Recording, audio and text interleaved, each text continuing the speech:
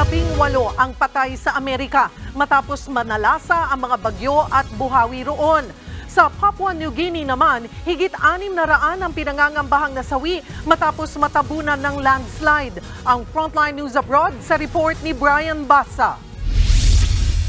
Sa kuha ng drone, kitang-kita ang lawak ng pinsala ng lindol sa Papua New Guinea. Natapyas ang gilid ng bundok na ito matapos magka-landslide. Dahil dyan, natabunan ng lupa ang mahigit 100 bahay sa paanan ng bundok. Tulong-tulong ang mga residente na maghukay sa mga natabunang tao. Ayon sa United Nations Agency, 670 ang pinangangambahang nasawi sa landslide. Mas mababa yan kumpara sa tala ng National Disaster Center ng Papua New Guinea kung saan higit 2,000 umano ang natabunan ng guho. 6 na bangkay pa lang ang nare-recover ngayon sa lugar. Sinusubukan daw ng pamahalaan ng Papua New Guinea na magpaabot ng tulong pero tuloy-tuloy pa rin daw ang pagbagsak ng malalaking bato at lupa.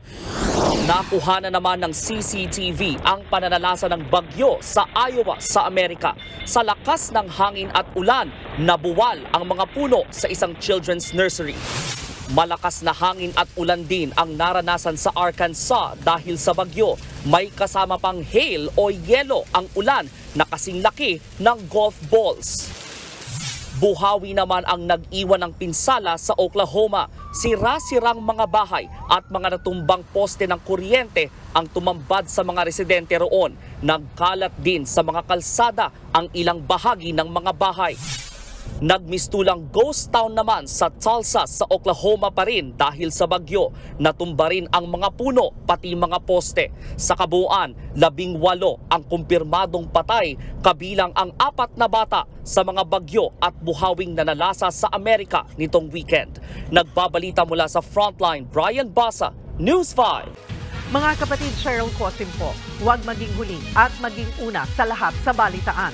Para sa tuloy-tuloy na talakayang sa Frontline, mag-follow at mag-subscribe sa social media pages ng News 5.